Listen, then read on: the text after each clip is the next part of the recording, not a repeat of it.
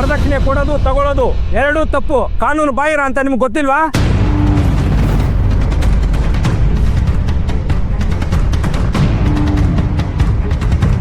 ಹುಡುಗನ ಮನೆಯವ್ರನ್ನ ಒದ್ದು ಒಳಗಡೆ ಹಾಕ್ಬಿಡ್ತೀನಿ.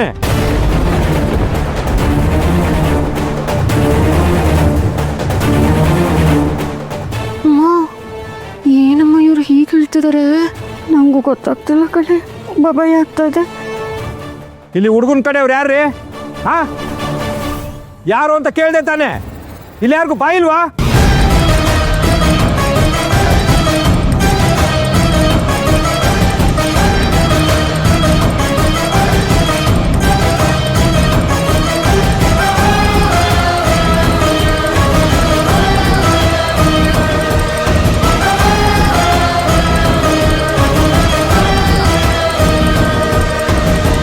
ಗೌರಿ, ನಾವು ವರದಕ್ಷಿಣೆ ತೊಗೊಂಡಿರೋದು ಹೇಗೋ ಪೊಲೀಸ್ನವ್ರಿಗೆ ಗೊತ್ತಾಗ್ಬಿಟ್ಟಿದೆ. ಈಗ ಅದು ನಮ್ಮ ಕೈಯಲ್ಲಿದ್ದರೆ ಡೇಂಜರು, ಕಂಬಿ ಎಣಿಸ್ಬೇಕಾಗುತ್ತೆ.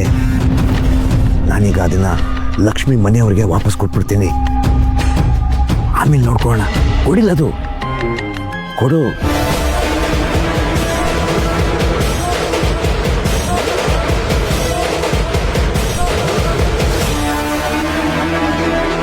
ಹೀಗ್ರೆ ಈ ಸೂಟ್ ಕೇಸ್ನ ಬೇಗ ನಿಮ್ಮ ಮಕ್ಕಳ ಕೈಯಲ್ಲಿ ಕೊಟ್ಟು ಕಾರಲ್ಲಿ ಸಾಗಿಸ್ಬಿಡಿ. ಬೇಗ ಬೇಗ.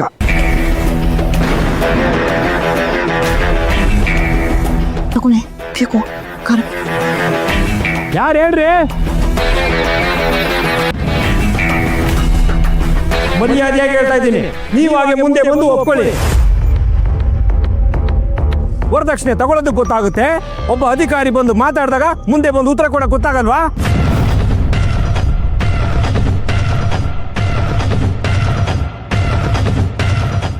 ಸರ್, ನಾನು ಹೇಳ್ತೀನಿ. ನನ್ನ ಹೆಸರು ಮಹಾಲಕ್ಷ್ಮಿ. ನಮ್ಮನೆಯವ್ರು ಯಾರು ಹುಡುಗನ ಮನೆ ಕಡೆಯವ್ರಿಗೆ ವರದಕ್ಷಿಣೆ ಕೊಟ್ಟಿಲ್ಲ. ಹಾಗೆ ಅವ್ರು ಕೂಡ ₹1 ನಮ್ಮಿಂದ ಕೇಳಿಲ್ಲ. ನಿಮ್ಗೆ ಯಾರೋ ತಪ್ಪು ಇನ್ಫಾರ್ಮೇಶನ್ ಕೊಟ್ಟಿದ್ದಾರೆ ಅನ್ಸುತ್ತೆ.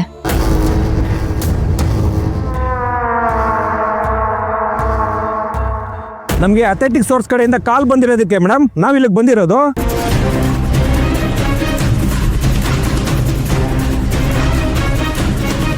ಏನು ಸರ್ ನೀವು?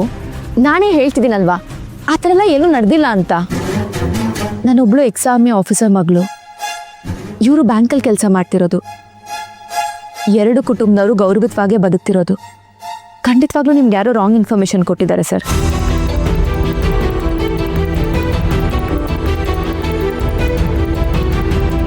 ಸರಿ, ಮದುವೆ ಆಗೋ ಹುಡುಗಿನೇ ಈಗ ಹೇಳ್ತಿರ್ಬೇಕಾದ್ರೆ ನಾನು ಹೇಳೋದೇನೂ ಇಲ್ಲ.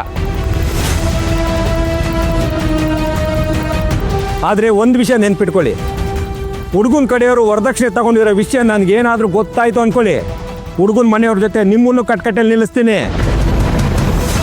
ಸರ್, ಆ ರೀತಿ ಎಲ್ಲ ಮಾತಾಡಬೇಡಿ. ತಪ್ಪು ಇನ್ಫಾರ್ಮೇಶನ್ ಅಂತ ಹೇಳ್ತಿದ್ದೀವಲ್ವಾ, ದಯವಿಟ್ಟು ಇಲ್ಲಿಂದ ಹೊರಡಿ ಸರ್.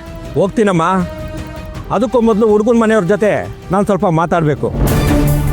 ದೊಡ್ಡವರು ಅಂತ ಯಾರಿದ್ದೀರಿ ಇಲ್ಲಿ? ನಾನಿದ್ದೀನಿ ಸರ್.